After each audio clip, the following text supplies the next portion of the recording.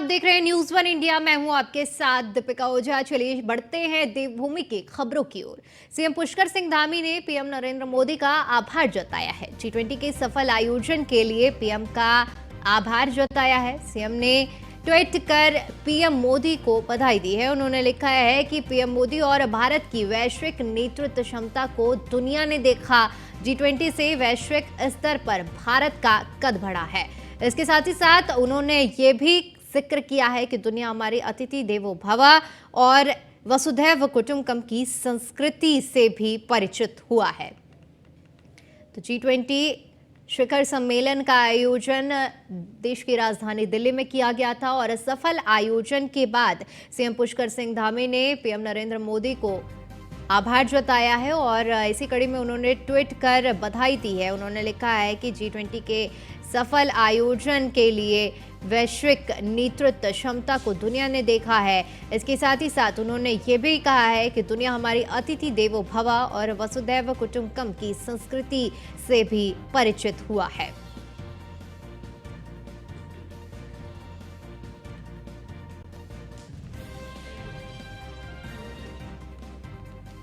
तो सफल आयोजन के बाद सीएम पुष्कर सिंह धामी ने पीएम नरेंद्र मोदी को बधाई दी है। बता दें कि दिल्ली में 9 और 10 तारीख को सफल आयोजन किया गया था शिखर सम्मेलन का, जहां पर देश विदेश से तमाम राष्ट्राध्यक्ष यहां पर शामिल हुए थे और सफल आयोजन के बाद ही ये ट्वीट जिसमें सीएम पुष्कर सिंह धामी ने प्रधानमंत्री नरेंद्र मोदी को बधाई दी है और इस दौरान उन्होंने पीएम का आभार भी जताया है।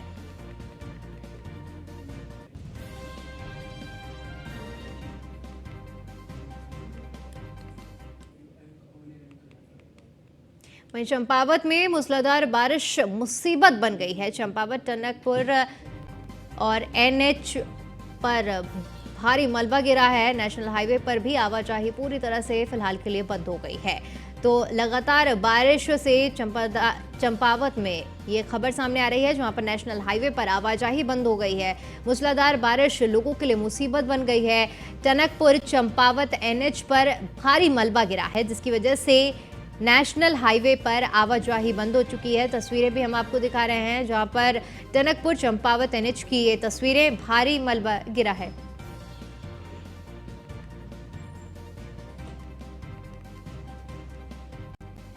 वहीं इसी खबर पर हमारे साथ हमारे ब्यूरो चीफ सुदीप जैन जुड़ गए हैं। जी सुदीप, आपसे समझना चाहेंगे ये जो तस्वीरें इस वक्त हम देख पा रहे हैं, चंपावत में मूसलाधार बारिश आफत बन चुकी है और एनएच में भारी मलबा गिरा है, क्या कुछ स्थिति अभी बनी हुई है वहां? देखिए, यूं तो उत्तराखंड से मानसून विदाई का वक्त आ गया है, परंतु बीते 48 घंटों से कुमाऊं मंडल के विशेषकर चंपावत, नैनीताल, रामनगर और इसके आसपास के इलाकों में बहुत भारी बारिश हो रही है। यही वजह रही कि आज चंपावत और कुछ आसपास के क्षेत्रों के स्कूल भी बंद करने पड़े और एकाएक ये जाती हुई बारिश ने जो अपना रौद्र रूप दिखाया, इससे भारी नुकसान भी हुआ है।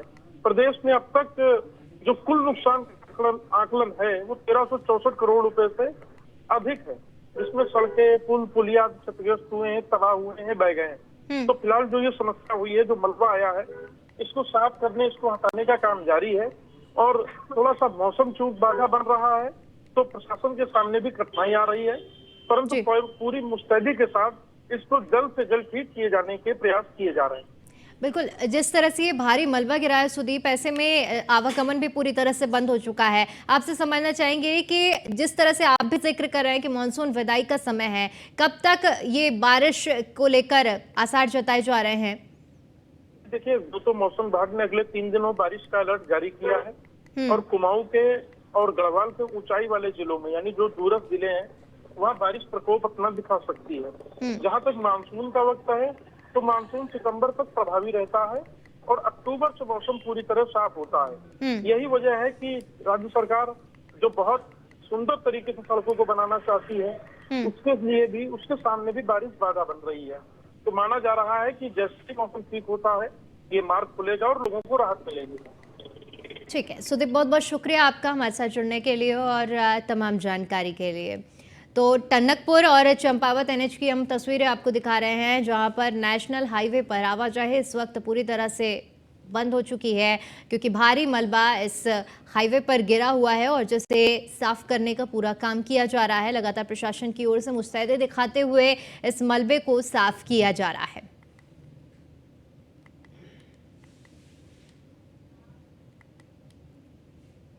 चलिए बड़ी खबर का रुख करते हैं। उत्तरकाशी में भूकंप के झटके महसूस किए गए हैं। रिक्टर स्केल 2.9 इसकी तीव्रता बताई जा रही है। सुबह 3:49 पर भूकंप आया था और इस भूकंप का केंद्र बटकोट के सैलाना के जंगल बताया जा रहा है, जहां पर उत्तराखंड की धरती एक बार फिर से भूकंप के झटकों से डोल उठी है।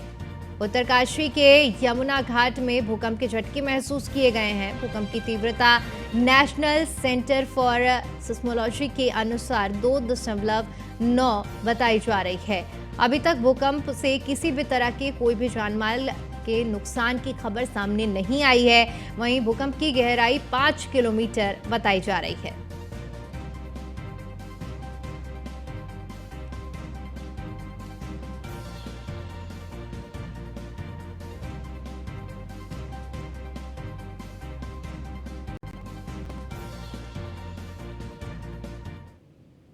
उत्तराखंड बेरोजगार संघ के अध्यक्ष बॉबी पवार ने पीएमजीएसवाई के टेंडर में भ्रष्टाचार का आरोप लगाया है। उनका आरोप है कि मुख्य अभियंता आरपी सिंह की प्रतिनियुक्ति के साथ ही वित्तीय शक्तियों को भी खत्म किया जा चुका है।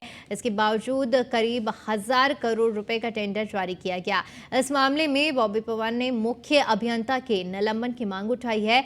उत्तराखंड बेरोजगार संघ के अध्यक्ष बॉबी पवार का कहना है कि सरकार ने 20 जुलाई 2020 को एडिक्शन अभियंता आरपी सिंह को मुख्य अभियंता पीएमजीएसवाई गढ़वाल परिक्षेत्र में प्रतिनियुक्ति दी थी। उन्होंने 2 सालों यानी कि 20 जुलाई 2022 तक के लिए नियुक्त किया गया था, लेकिन 8 अक्टूबर 2021 में ही आरपी सिंह को मुख्य अभियंता Uttarakhand rural road development agency का अतिरिक्त प्रभार भी दे दिया गया। उनका आरोप है कि 20 जुलाई 2022 को आरपी सिंह की प्रतिनियुक्ति समय सीमा समाप्त हो गई थी। इसके बावजूद वो दोनों पदों पर अवैध रूप से काम कर रहे थे, जबकि आरपी सिंह मूल रूप से अभियंता सिंचाई के पद पर कार्यरत थे। बॉबी का आरोप है कि आरपी सिंह की प्रतिनियुक्ति समाप्त होते ही उनकी वित्तीय शक्ति भी खत्म हो चुकी है। ऐसे में उन्होंने कैसे सरकार और विभागीय मंत्री के शय पर करीब 1000 करोड़ रुपए का टेंडर जारी कर दिया।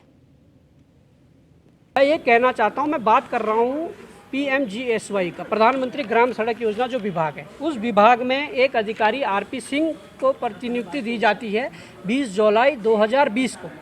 केवल वर्षों के लिए उनको प्रतिनियुक्ति दी जाती है। लेटर में ये साफ लिखा हुआ है कि श्री आरपी सिंह अधीक्षण अभियंता URRDA देहरादून को शासन द्वारा सम्यक विचारोपरांत कार्यग्रहण करने की तिथि से आगामी 2 वर्ष तक की अवधि के लिए उत्तराखंड ग्रामीण सड़क विकास अभिकरण के अंतर्गत पीएमजीएसवाई के क्षेत्रीय कार्यालय में मुख्य अभियंता गढ़वाल क्षेत्र के पद पर तैनात किया जाता है। जब 2 वर्षों के लिए तैनाती दी जाती है तो 2 वर्षों का कार्यकाल 20 जुलाई 2022 को समाप्त हो जाता है। जब वित्तीय पावर समाप्त होती है तो आज किस अधिकार से वो अधिकारी लगभग 1000 करोड़ रुपए का। चलिए फिलहाल के लिए यहाँ पर रुकते एक छोटे से ब्रेक के लिए। ब्रेक के बाद खबरों का सिलसिला लगातार जारी रहेगा। उत्तराखंड में डेंगू महामारी का बढ़ता प्रकोप जहां सरकार प्रशासन के लिए चिंता का विषय बना हुआ है, वहीं दूसरी ओर स्वास्थ्य विभाग ने भी डेंगू से निपटने के लिए कोरोना की तर्ज पर ही काम करना शुरू कर दिया है। स्वास्थ्य सचिव आर राजेश कुमार की माने तो पूरे प्रदेश में 1130 डेंगू के मामले अब तक आ चुके हैं, जिसमें सबसे ज्यादा देहरादून, हरिद्वार और पौड़ी जनपद में डेंगू के मामले आए हैं। स्वास्थ्य सचिव ने कहा कि डेंगू से निपटने के लिए दिशा निर्देश और गाइडलाइन दोनों ही जारी कर दिए गए हैं, जिसमें अब देहरादून में शुरुआती चरण में कंटेनमेंट जोन बनाए गए हैं और उसको लेकर डेंगू में जोन बनाने को लेकर काम किया जा रहा है और इन सभी कंटेनमेंट जोन में नोडल अधिकारी नियुक्त किया जाएगा। स्वास्थ्य विभाग की टीम भी वहां पर निरीक्षण करेगी। देखिए, फिलहाल 1130 केस की पुष्टि हुई है पूरे स्टेट में। इसमें सबसे ज़्यादा देहरादून जनपद में 655 केसेस हैं, followed by Haridwar and Nainital and उसके बाद पौड़ी गढ़वाल।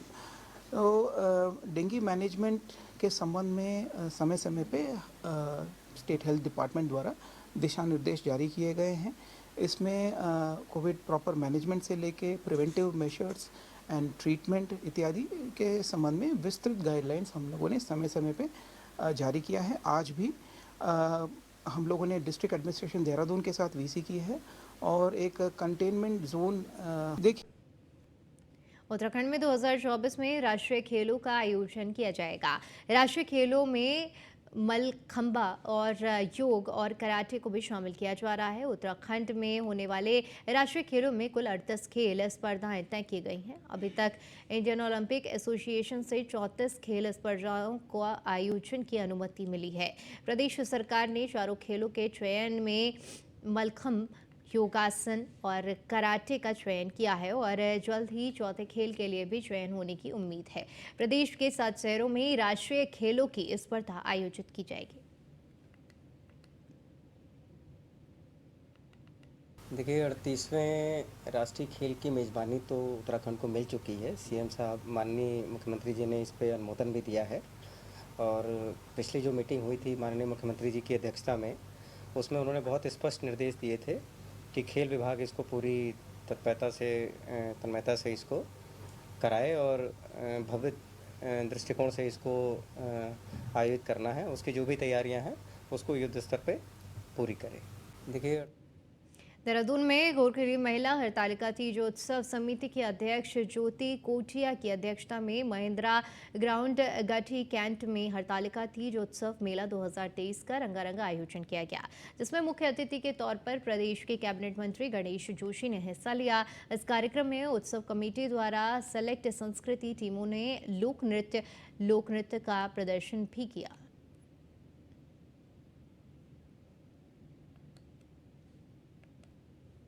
किसी भी समाज की पहचान उसकी सांस्कृतिक विरासत से होती है और अपनी संस्कृति को जिंदा रखने का काम ये समाज कर रहा है। इस अवसर पर उन्होंने मांग की है कि इसको प्रदेश के सांस्कृतिक मेले में शामिल किया जाए। आज माननीय मुख्यमंत्री जी इस कार्यक्रम में आना था, लेकिन G20 की मीटिंग के कारण वो दिल्ली में है। हम उनसे बातचीत करके इनको प्रदेश के सांस्कृतिक मेले में शामिल कराएंगे। अगले वर्ष जब मेला मनाएंगे तो प्रदेश का सांस्कृतिक मेला होगा और अपने संस्कृति के संवर्धन के लिए एक बार मैं गोरखाली विधानसभा के माननीय अध्यक्ष जी को और बीच कमेटी के अध्यक्ष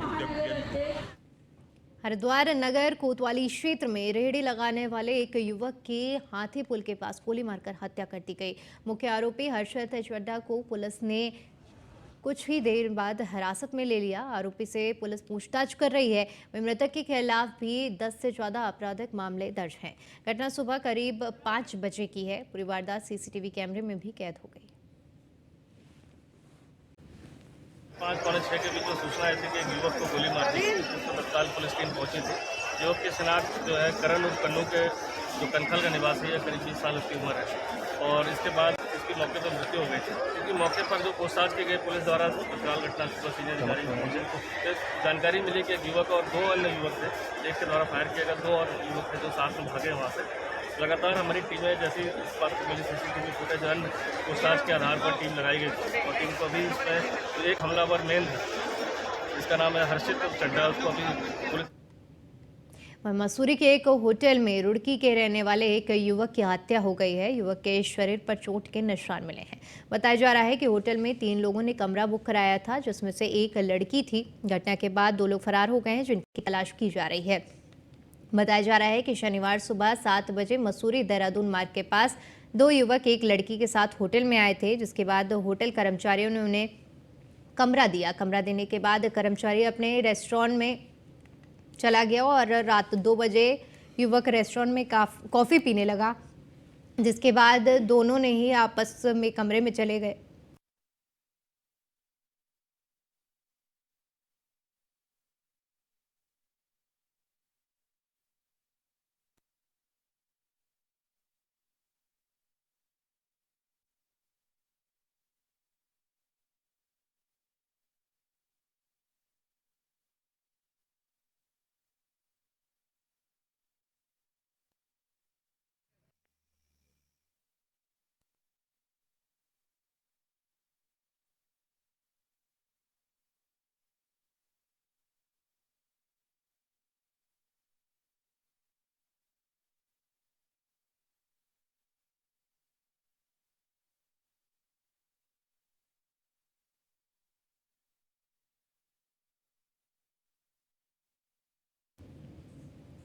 मुनिकृति थाना क्षेत्र अंतर्गत भद्रकाली से आते समय पीडब्ल्यूडी तिराहे पर एक ट्रक के ब्रेक फेल होने से अनियंत्रित होकर पलट गया।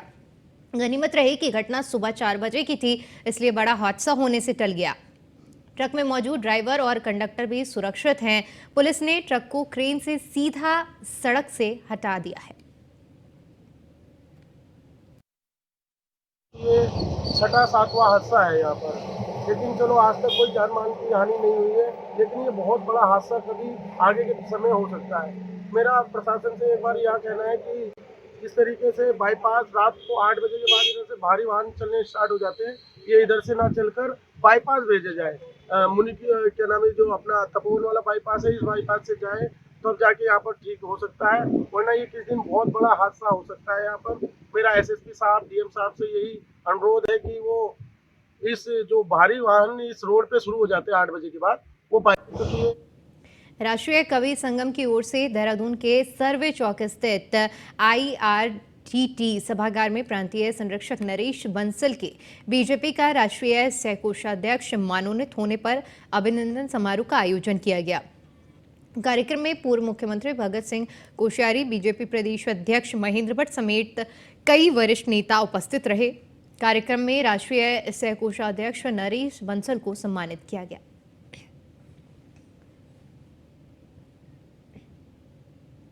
मैं तो इनका आभारी व्यक्त कर सकता हूं कि इन्होंने इसे प्रेम से, स्नेह से नागरिक अभिनंदन का कार्यक्रम किया है और कवि सम्मेलन आयोजित किया है, जिसमें राष्ट्रीय अंतर्राष्ट्रीय स्तर के आदरणीय हरिओम पंवार जी जैसे कवि प्रतिभाग कर रहे हैं। तो मैं इन सब का हृदय। उत्तराखंड वक्फ बोर्ड के अध्यक्ष शादाब शम्स के विकास नगर पहुंचने पर जगह जगह पर स्थानीय लोगों ने उनका स्वागत किया। शादाब शम्स ने कुंजा ग्रांट में स्थित मदरसा हिफ्जुल कुरआना में आयोजित मॉडर्न मदरसा और शिक्षा के महत्व कार्यक्रम में शिरकत की। साथ ही इस कार्यक्रम के दौरान उन्होंने मदरसे में अध्ययनरत छात्र छात्राओं से मुलाकात की और आसपास के क्षेत्रों का जायजा भी लिया। वहीं मीडिया से बात करते हुए शादाब शम्स ने कहा कि युवा नेतृत्व वाली धामी सरकार में हर वर्ग का ध्यान रखते हुए विभिन्न योजनाओं और कार्यक्रम संचालित किए जा रहे हैं। हमने मॉडर्न मदरसे की एक मुहिम शुरू की है और उसके लिए इनका ये गुजारिश थी कि आप यहाँ भी आइए और हमारे मदरसे को भी मॉडर्न मदरसे में शामिल कीजिए। तो ये अच्छी बात है कि आज मुस्लिम समाज अपने बच्चों के एजुकेशन को लेके बहुत पॉजिटिव है और उसको लगता है कि अब जो मॉडर्न मदरसा है, जहाँ हमने कहा NCERT का सिलेबस हम पढ़ाएंगे और हाफ टाइम के लिए वो मदरसा स्कूल की तरह चलेगा और आधे वक्त के लिए वो मदरसा चलेगा। बेटियों के लिए अलग इंतज़ाम होंगे, बेटों के लिए अलग इंतज़ाम होंगे और एक बहुत अच्छा कॉम्बिनेशन अपने उलेमाओं के साथ मिलकर हम लोग। चलिए फिलहाल के लिए इस बुलेटिन में इतना ही। बाकी तमाम बड़ी खबरों के लिए देखते रहिए News 1 इंडिया। नमस्कार।